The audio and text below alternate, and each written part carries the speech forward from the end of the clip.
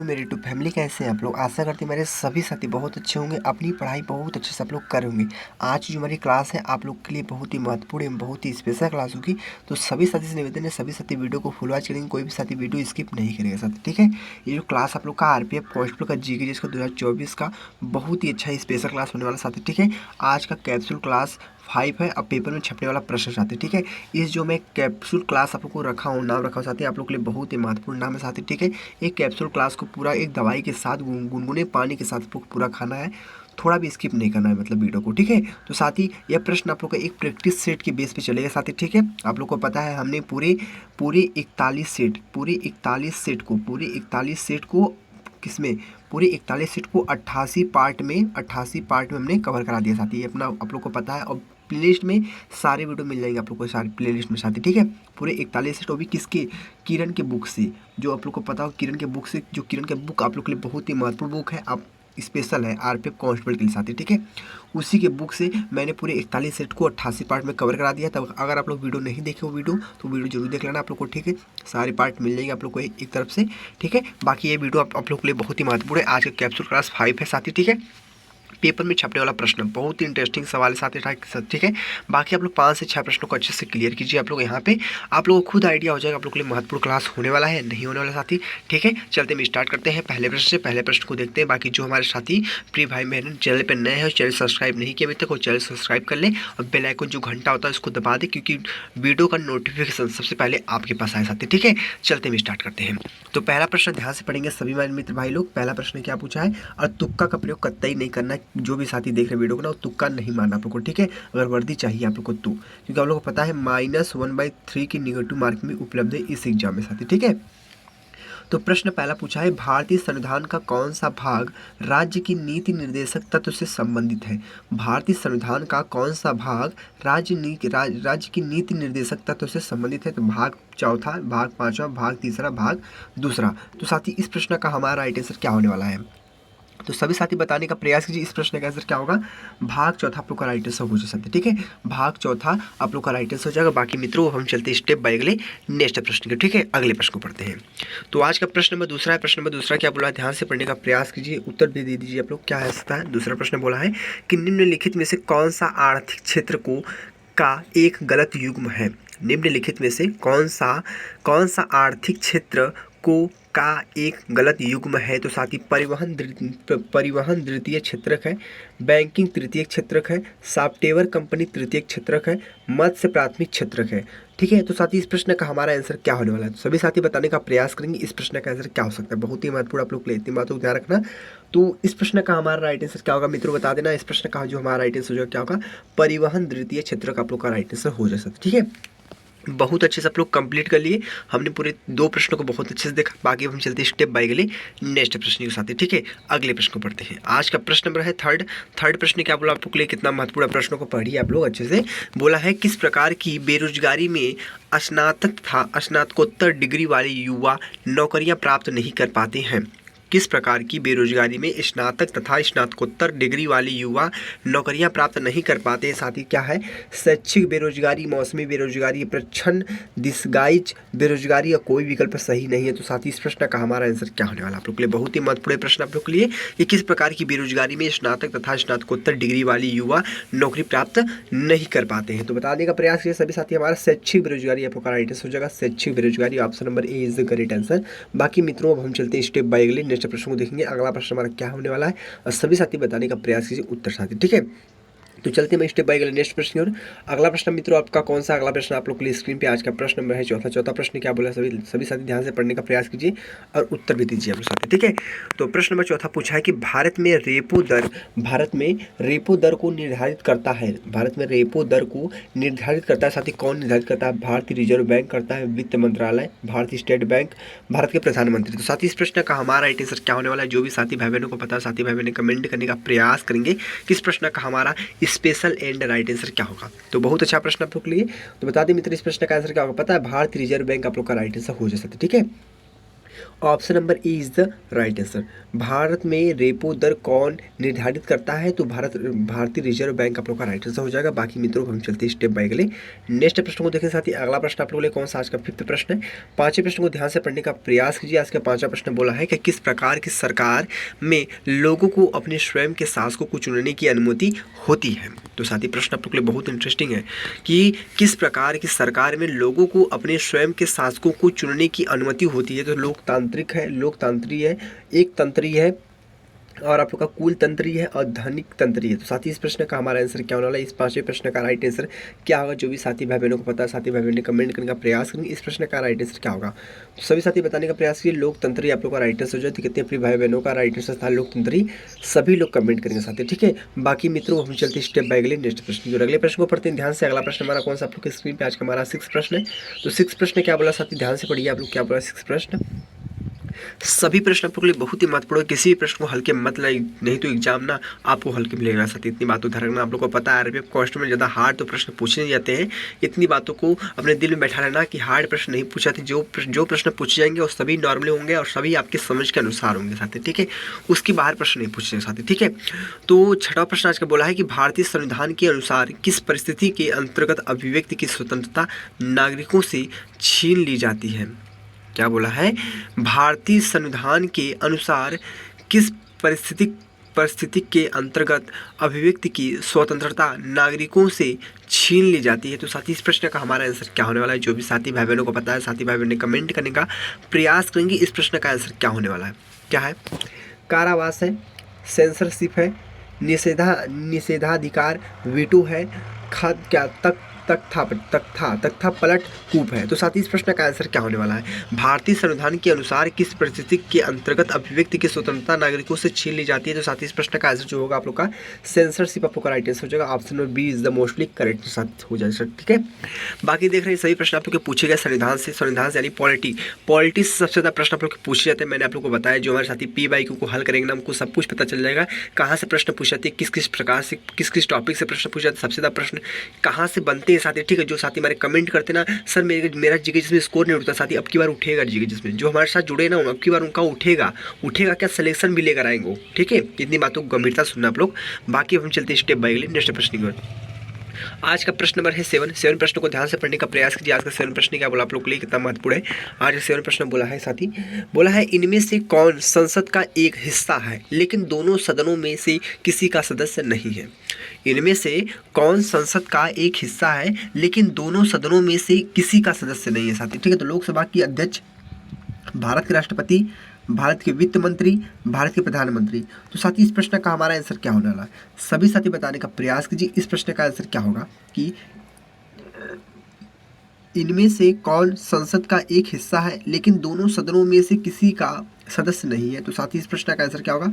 भारत के राष्ट्रपति, यानी option number B is the mostly correct answer हो जाएगा साथी, ठीक है। तो भारत के राष्ट्रपति आप लोग का राइट आंसर हो जाएगा। अब हम चलते स्टेप बाय अगले नेक्स्ट प्रश्न के साथ, ठीक है। अगले प्रश्न को पढ़ते मित्रों। अगला प्रश्न भी देख सकते हैं आप लोग की स्क्रीन पे। आज का प्रश्न पूछा 8वां और भी अनुच्छेद का प्रश्न है, ठीक है, ध्यान रखना। तो प्रश्न अनुच्छेद का है नहीं आप लोग का आर्टिकल का है कि बोला है भारतीय संविधान का कौन सा अनुच्छेद संसद को संविधान का संशोधन करने की शक्ति देता है? भारतीय संविधान का कौन सा अनुच्छेद संसद को संविधान का संशोधन करने की शक्ति देता है? तो साथी इस प्रश्न का हमारा आंसर क्या होने वाला है? जो भी साथी भाई बहनों को पता है साथी भाई बहनों कमेंट करने का प्रयास करेंगे इस प्रश्न का हमारा राइट आंसर क्या हो सकता है। तो बता दें साथी क्या होगा? अनुच्छेद 360 होगा, अनुच्छेद 368 होगा, अनुच्छेद 356 होगा, अनुच्छेद 352 होगा। तो मित्रों इस प्रश्न का हमारा राइट आंसर क्या हो सकता है बताने का प्रयास करेंगे मित्रों। इस प्रश्न का आंसर हो जाएगा क्या? अनुच्छेद 368 आप लोग का राइट आंसर हो जा सकता है, ठीक है। तो बहुत अच्छा प्रश्न आप लोग के लिए है और बहुत अच्छे से आप लोग क्लियर भी कर चुके हैं साथी, ठीक है। तो हमने पूरी 8 प्रश्नों को देखा। अब हम चलते स्टेप बाय अगले नेक्स्ट प्रश्न के साथ देखते हैं, ठीक है। अगला प्रश्न आप लोग के लिए कौन सा? अगला प्रश्न आप लोग की स्क्रीन पे आज का हमारा 9वां प्रश्न साथी, ठीक है। 9वें प्रश्न को ध्यान से पढ़ने का प्रयास कीजिए, उत्तर भी देने के प्रयास के साथ ही आप लोग, ठीक है। उत्तर जो हमारे भाई जो हमारी बहन देख रहे हैं वीडियो ना, मेरी बहन कमेंट आप लोग जरूर करना क्योंकि एक कमेंट से ना आपका ना दिल खुश हो जाता है कि मेरी बहन ने कमेंट किया साथी, ठीक है। तो आज का 9वां प्रश्न बोला है, चंद्रगुप्त मौर्य के दरबार में पश्चिम एशिया की यूनानी राजा सेल्यूकस निकेटर द्वारा भेजा गया राजदूत कौन सा था? चंद्रगुप्त मौर्य के दरबार में पश्चिम एशिया की यूनानी राजा सेल्यूकस निकेटर द्वारा भेजा गया राजदूत कौन सा था? तो हवेन त्सांग है, फायान है, मेगिस्तीनीज है, अल्बुरिनी। तो साथ इस प्रश्न का हमारा आंसर क्या होने वाला है? जो भी साथी भाई बहनों को बताया, साथी भाई बहन ने कमेंट करने का प्रयास करेंगे। इस प्रश्न का आंसर हो जाएगा क्या? मेगिस्तीनीज आप लोग का राइट आंसर हो जाएगा। Option number C is the mostly correct साथी हो जाएगा साथी, ठीक है, ऑप्शन नंबर सी वाला। बाकी मित्रों हम चलते हैं स्टेप बाय अगले नेक्स्ट प्रश्न की ओर चलते हैं। अगला प्रश्न हमारा कौन सा आप लोग की स्क्रीन पे आज का प्रश्न नंबर है 10th प्रश्न को ध्यान से पढ़ने का प्रयास किए सभी साथी लोग। आज का 10th प्रश्न क्या बोला है?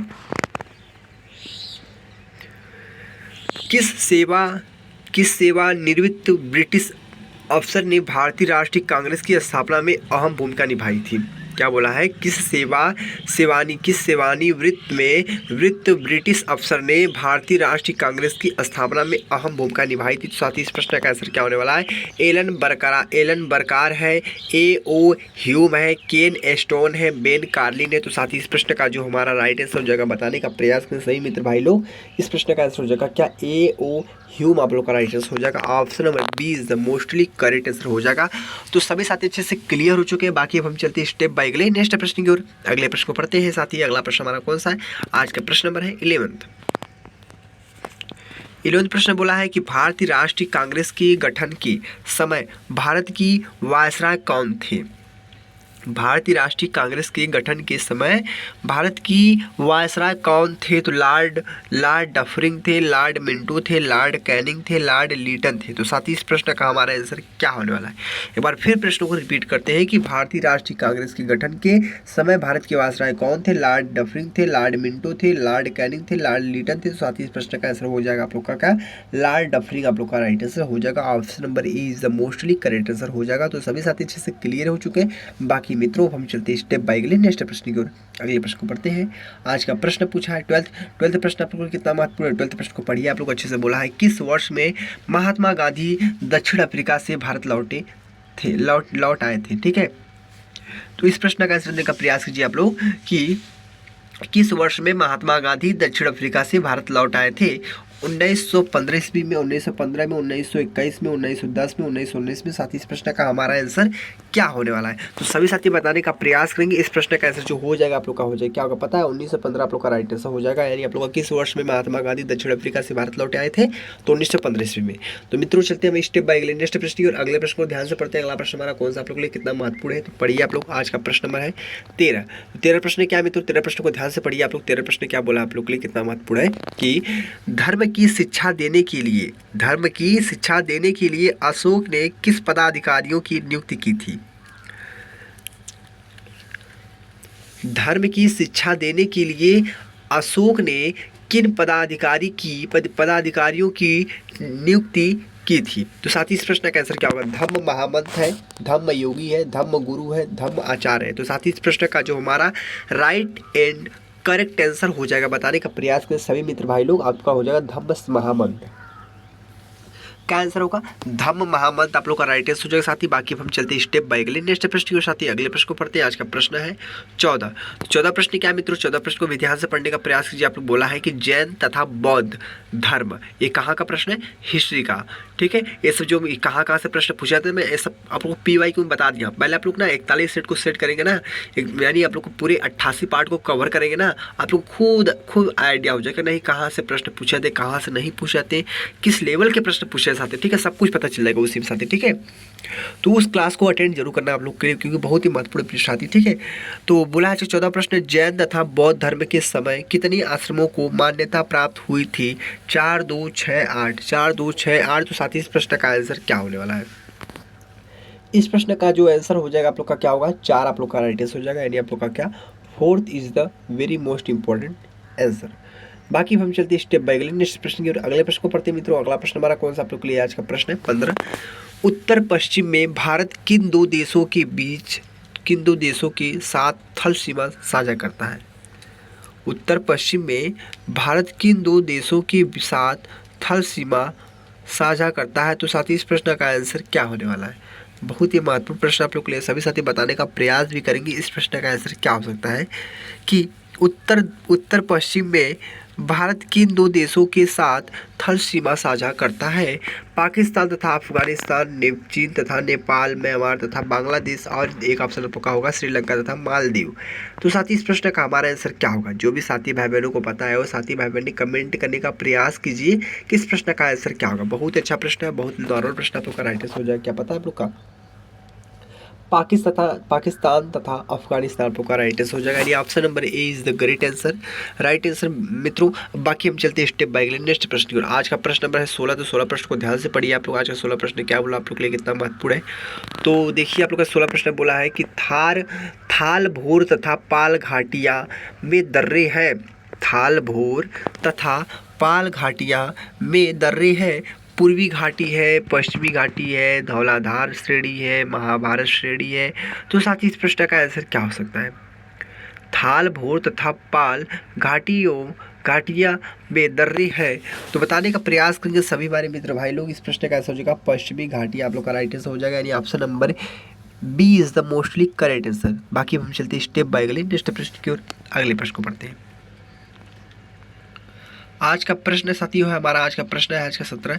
तो 17 प्रश्न क्या बोला आप लोग के लिए, कितना महत्वपूर्ण है, तो ध्यान से पढ़िए आप लोग। 17 प्रश्न बोला है कि निम्नलिखित में से कौन सा हिमालय की नदियों के बारे में सत्य नहीं है? निम्नलिखित में से कौन सा हिमालय की नदियों के बारे में सत्य नहीं है? ठीक है, तो उनमें पूरे वर्ष पानी रहता है, वे केवल वर्षा से पानी प्राप्त करती है, वह वर्ष तथा पिघलती बर्फ से पानी प्राप्त करती है। उनमें से ज़्यादातर बारहमासी है, उनमें से ज़्यादा क्या है? बारहमासी। तो साथ ही इस प्रश्न का जो आंसर होगा क्या होगा? वे केवल वर्षा से पानी प्राप्त करती है। Option number B is the mostly correct answer साथी। ठीक है, तो बहुत अच्छे से आप लोग क्लियर कर लिए, हमने पूरे 17 प्रश्न को अच्छे समझा दिया आप लोग। बाकी हम चलते हैं स्टेप बाय स्टेप नेक्स्ट प्रश्न के साथ। ठीक है, अगले प्रश्न को पढ़ते हैं। आज का प्रश्न मित्रों, आज का प्रश्न 18 प्रश्न बोला है तमिलनाडु के तट अपनी कुल वर्षा का एक बड़ा हिस्सा प्राप्त करते हैं। तमिलनाडु के तट पर अपनी कुल वर्षा का एक बड़ा हिस्सा प्राप्त करते हैं। तो मार्च से जून तक, किससे? मार्च से जून तक, अक्टूबर से नवंबर तक, जून से सितंबर तक, नवंबर से फरवरी तक। तो साथ ही इस प्रश्न का आंसर क्या होने वाला है? तमिलनाडु के तट अपनी कुल वर्षा का एक बड़ा हिस्सा प्राप्त करते हैं। तो साथ ही इस प्रश्न का जो हमारा राइट आंसर होगा क्या होगा पता आप लोग का हो जाएगा मित्रों। इस प्रश्न का आंसर क्या होगा पता आप लोग को? बहुत अच्छा प्रश्न आप लोग के लिए, बहुत ही ज़्यादा महत्वपूर्ण है। अक्टूबर से क्या होगा? अक्टूबर से नवंबर तक आप लोग का राइट आंसर हो जाएगा, यानी ऑप्शन नंबर क्या? B is the mostly correct answer साथी। ठीक है, तो बाकी मित्रों हम चलते हैं स्टेप बाय अगले नेक्स्ट प्रश्न के साथी। ठीक है, अगले प्रश्न को पढ़ते हैं। आज का प्रश्न नंबर है 19वां प्रश्न क्या साथी, ध्यान से पढ़ने का प्रयास कीजिए। आज का 19 प्रश्न क्या है? निम्नलिखित में से कौन सा भारत में सबसे महत्वपूर्ण अभ्रक युक्त पैगमाइट संपन्न राज्यों में से एक नहीं है? निम्नलिखित में से कौन सा भारत में सबसे महत्वपूर्ण अभ्रक युक्त पैगमाइट संपन्न राज्यों में से एक नहीं है? तो साथी क्या है? बिहार, जम्मू तथा कश्मीर है, आंध्र प्रदेश है, झारखंड है। तो इस प्रश्न का हमारा आंसर क्या होगा? बहुत ही अच्छा प्रश्न आप लोग के लिए, बहुत ही महत्वपूर्ण है। इस प्रश्न का आंसर हो जाएगा क्या? जम्मू तथा कश्मीर, यानी option number B is the mostly correct answer हो जाए साथी। ठीक है, तो बहुत अच्छे से आप लोग कंप्लीटली डिटेल साथ आप लोग समझ चुके हैं। बाकी मित्रों हम चलते हैं स्टेप बाय अगले नेक्स्ट प्रश्न के साथ। ठीक है, अगले प्रश्न को पढ़ते हैं। आज का प्रश्न नंबर है 20वां। तो 20वें प्रश्न को ध्यान से पढ़िए आप लोग। 20वां प्रश्न क्या बोला है? मापन का अर्थ किसी अज्ञात मात्रा की तुलना कुछ निश्चित ज्ञात मात्रा के साथ होता है जिसे कहा जाता है। मापन का अर्थ किसी अज्ञात मात्रा की तुलना कुछ निश्चित ज्ञात मात्रा के साथ होता है जिसे कहा जाता है मापक, इकाई, मानक, क्रम। तो साथ ही इस प्रश्न का आंसर जो हो जाएगा आप लोग का, बहुत अच्छा प्रश्न का राइट आंसर हो जाएगा इकाई, यानी आप लोग का इकाई का नाम सुनोगे, इकाई आप लोग का मोस्टली करेक्ट आंसर हो जाएगा, यानी ऑप्शन नंबर क्या होगा? Option number B is the mostly correct answer साथी। ठीक है, तो बहुत अच्छे से आप लोग क्लियर कर चुके हैं। बाकी अब हम चलते हैं स्टेप बाय अगले नेक्स्ट प्रश्न के साथ। ठीक है, अगले प्रश्न को पढ़ते हैं। आज का प्रश्न नंबर है 21 प्रश्न। साथी 21 प्रश्न को ध्यान से पढ़ने का प्रयास कीजिए सभी साथी, और उत्तर भी बताने का प्रयास कीजिए, ठीक है। तो सूरज की तरह स्वयं से प्रकाश का उत्सर्जन करने वाली वस्तुएं क्या कहलाती है? सूरज की तरह स्वयं से प्रकाश का उत्सर्जन करने वाली जो वस्तुएं हैं वह क्या कहलाती हैं? प्रकाशमान वस्तुएं कहलाती है, या चमकदार वस्तुएं कहलाती है, या चमकीली वस्तुएं कहलाती है, या उज्ज्वल वस्तुएं कहलाती हैं? सूरज की तरह स्वयं से प्रकाश का उत्सर्जन करने वाली जो वस्तुएं है वह क्या कहलाती है? तो साथ ही इस प्रश्न का जो आंसर होगा आप लोग का प्रकाशमान वस्तुएं आप लोग का राइट आंसर हो जाए साथी, ठीक है। बहुत अच्छे से आप लोग क्लियर कर चुके हैं। बाकी अब हम चलते हैं स्टेप बाय अगले नेक्स्ट प्रश्न की ओर, ठीक है। अगले प्रश्न को पढ़ते हैं। आज का प्रश्न नंबर है 22। तो 22 प्रश्न क्या साथी, सभी साथी बताने का प्रयास करेंगे। आज का 22 प्रश्न बोला है कि विद्युत सेल की धातु की टोपी आमतौर पर विद्युत सेल का टर्मिनल है। यानी विद्युत सेल की धातु की जो टोपी है वह आमतौर पर विद्युत सेल का टर्मिनल है। पॉजिटिव है, निगेटिव है, न्यूट्रल है, रहित है। साथी इस प्रश्न का हमारा आंसर क्या होना है? जो भी साथी भाई बहनों को पता है वो साथी भाई बहनें कमेंट करने का प्रयास करेंगे कि इस प्रश्न का आंसर क्या होने वाला है। बहुत अच्छा प्रश्न आप लोग के लिए। आंसर नंबर हो जाएगा आप लोग का पॉजिटिव। यानी आप लोग का क्या बोला प्रश्न कि विद्युत सेल की धातु की टोपी आमतौर पर विद्युत सेल का टर्मिनल है, पॉजिटिव।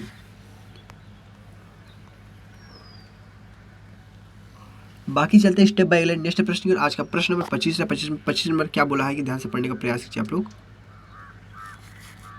निम्नलिखित में से कौन सा रोग विषाणु वायरस के कारण नहीं होता? हाँ नहीं में बहुत से साथी हैं जो कंफ्यूज आते हैं, इसलिए बोलता हूँ आप लोग को कि हाँ नहीं में जो प्रश्न होते साथी उसको बहुत ध्यान से पढ़ी कीजिए आप लोग, ठीक है। सभी प्रश्नों को ध्यान से पढ़ना आप लोग के लिए बहुत ही जरूरी है, ठीक है। तो निम्नलिखित में से कौन सा रोग विषाणु वायरस के कारण नहीं होता है? तो आंत्र ज्वर टाइफाइड है, आंत्र ज्वर टाइफाइड है। और आप लोग का ऑप्शन क्या है? चेचक यानी चिकन पॉक्स है, पोलियो, फिर है श्लेष्मिक ज्वर। तो साथ ही इस श्लेष्मिक ज्वर यानी इन्फ्लुएंजा। तो साथ ही इस प्रश्न का आंसर क्या होगा सभी साथी बताने का प्रयास करेंगे। बता दें मित्रों इस प्रश्न का जो आंसर हो जाएगा आप लोग का क्या होगा? आंत्र ज्वर टाइफाइड आप लोग का राइट आंसर हो जाए साथी। बहुत अच्छे से आप लोग क्लियर कर चुके हैं।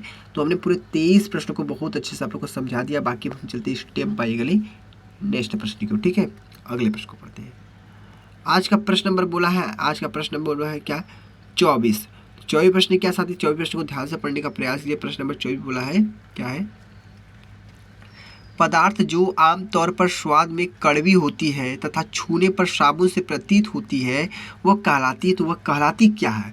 यही तो आप लोग को बताना है कि पदार्थ जो आमतौर पर स्वाद में कड़वी होती है तथा छूने पर साबुन से प्रतीत होती है वह कहलाती है क्षारक, अम्ल, सूचक यानी इंडिकेटर्स और लिटमस। तो साथी इस प्रश्न का आंसर क्या होगा सभी साथी बताने का प्रयास करेंगे। इस प्रश्न का आंसर क्या हो सकता है? बहुत अच्छा प्रश्न आप लोग के लिए। क्षारक क्या होगा? क्षारक आप लोग का राइट आंसर हो जाएगा, ठीक है। क्षारक option number A is the very most IMP साथी, ठीक है। बाकी मित्रों हम चलते हैं आज के अंतिम प्रश्न की और आज का अंतिम प्रश्न आप लोग के लिए बोला। आज का अंतिम प्रश्न 25वां है। तो इस 25 प्रश्न करने के बाद आप लोग को कमेंट में बताना है आप लोग कितने प्रश्न सही हुए, कितने प्रश्न गलत हुए, आप लोग को वीडियो कैसी लगी। थोड़ी सी भी दिल पे लगी हो ना तो एक सब्सक्राइब, एक लाइक, एक कमेंट करके जाना, जो इतने में प्रिय साथी भाई बहन लोग देखना चाहते हैं, ठीक है। सभी से निवेदन हाथ जोड़कर अच्छा लगे तभी आप लोग लाइक करना, सब्सक्राइब करना, क्योंकि नोटिफिकेशन आपके पास जाएगा तो आप लोग वीडियो को देखेंगे हमारे साथ, ठीक है। आप लोग को अच्छा लगेगा तो इतना मैं बता देता हूँ, आप लोग कहीं से भी देख सकते हैं। सारे प्रश्न आप लोग के लिए बहुत ही महत्वपूर्ण है, बहुत ही ज़्यादा महत्वपूर्ण साथ, ठीक है। किसी प्रश्न को हल्के मत लेना और सभी प्रश्न आप लोग किरण के पब्लिकेशन के बुक के साथ आते हैं, ठीक है।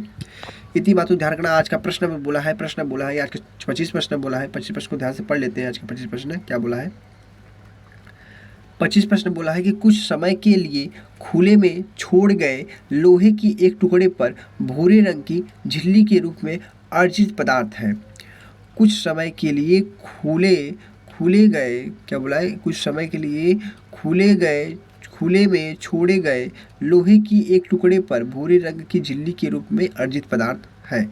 जंग, नमक, धूल, मिट्टी। जंग, नमक, धूल, मिट्टी। तो इस प्रश्न का साथी मार जो राइट आंसर का पता क्या होगा? जंग हो जाएगा। क्या होगा? जंग। जंग आप लोग का राइट आंसर हो जाएगा क्या? जंग। तो बहुत अच्छे से आप लोग क्लियर कर लो सभी साथी अच्छे से। आज का प्रश्न नंबर तो क्लियर हो चुके हैं पूरे, हमने पूरे बता दिए साथी, पूरे 25 प्रश्नों को आप लोग को बहुत अच्छे से और एक आसान भाषा आप लोग को समझा दे साथी, ठीक है। तो वीडियो आप लोग को मित्रों कैसा लगा, आप लोग को थोड़ा भी दिल पे वीडियो लगा होगा साथी, आप लोग से मैंने बोला कि चलो लाइक करके सब्सक्राइब कर देना और बेल आइकन को प्रेस कर देना, क्योंकि वीडियो का नोटिफिकेशन सबसे पहले आपके पास आए साथी, ठीक है। बाकी आप लोग को एक ही सजेशन दूंगा कि क्या करना है आप लोग को, जितना हो सके उतना PYQ को फोकस कीजिए, PYQ के क्वेश्चनों को, और पूरे 41 सेट को, पूरे 41 सेट को हमने पूरे 88 पार्ट में कवर कर दिया पूरे प्लेलिस्ट में। कहाँ पे? प्लेलिस्ट में, और सारी वीडियो आप लोग को मिल जाएगी साथी, वहाँ पे वीडियो देख सकते हैं पूरे, ठीक है। प्लेलिस्ट में सारी वीडियो मिल जाएगी, ठीक है। बाकी आप लोग का प्रैक्टिस सेट आप लोग को इस पर फोकस करना बहुत जरूरी है। अगर आप PYQ को कर लिया, प्रैक्टिस सेट को फोकस कीजिए। फिर उसके बाद मॉक टेस्ट, क्या मॉक टेस्ट। और जो आप लोग का कैप्सूल क्लासेस चल रहा है, एक प्रैक्टिस के हिसाब से चल रहा है साथी, बहुत ही महत्वपूर्ण इसमें प्रश्न को ऐड किया है। सभी प्रश्न आप लोग के लिए बहुत ही ज़्यादा जबरदस्त है साथी, ठीक है। बस इस वीडियो में इतना ही, बस आप लोगों को कुछ नहीं करना चाहूँगा, बस आप लोग इतना कीजिए बस, बाकी अब कुछ नहीं करना। बाकी एग्जाम के बारे में बता दें, एग्जाम हम लोग को पता है कि 8 जनवरी से एग्जाम होगा, फरवरी के महीने में कोई एग्जाम नहीं होगा, उसके बाद मार्च में एग्जाम होगा साथी, ठीक है। तो इतने तो आप लोग समझदार हैं साथी, ठीक है। बस इस वीडियो में इतना ही, आप लोग के लिए बहुत कुछ था। तो मिलते हैं अगले नेक्स्ट वीडियो में। वीडियो को यहीं पे एंड करते हैं। जय हिंद, जय भारत, वंदे मातरम।